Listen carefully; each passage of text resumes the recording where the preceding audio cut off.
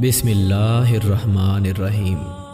حضرت خواجہ نظام الدین اولیاء رحمۃ اللہ علیہ ارشاد فرماتے ہیں، عورتوں کو روحانیت میں مردوں کو برابر مقام ملتا ہے اور روحانیت میں وہ مرد کے شانہ بشانہ کھڑی ہیں۔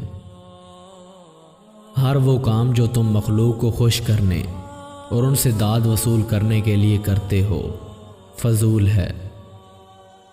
عبادت کا مقصد انا پرستی سے چھٹکارا حاصل کرنا ہے، کیونکہ خود غرض اور انا پرست انسان کبھی بھی روحانی ترقی حاصل نہیں کر سکتا۔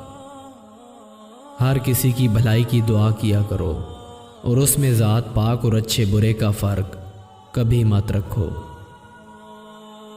ایک روحانی پیشوا کبھی تمہاری غلطیوں اور عیبوں کی درستگی کے لیے کھلے عام نصیحت نہیں کرے گا، بلکہ اشارتاً یا تنہائی میں کرے گا۔ ہر مال کی مخصوص زکوٰۃ ہوتی ہے، علم کی زکوٰۃ یہ ہے کہ اس پر عمل کیا جائے۔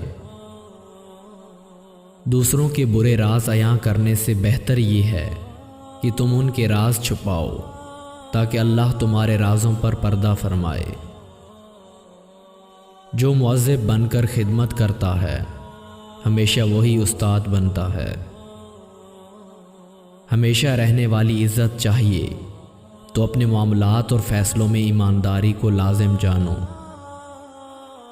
اچھا نصیب بھی خراب ہو جائے گا اگر یہ 6 عادتیں نہیں چھوڑو گے۔ اول، جلدی جلدی نماز پڑھنا۔ دوم، کھڑے ہو کر پانی پینا۔ سوم، چراغ یا موم بتی کو منہ سے بجھانا۔ چہارم، دانتوں سے ناخن توڑنا۔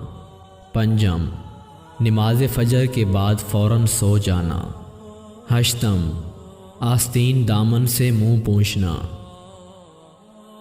کوئی بھی مہمان آئے تو کسی نہ کسی چیز سے اس کی خاطر تواضع ضرور کرنی چاہیے۔ اگر گھر میں کچھ میسر نہ ہو تو پانی کا ایک گلاس ہی دے دیا جائے۔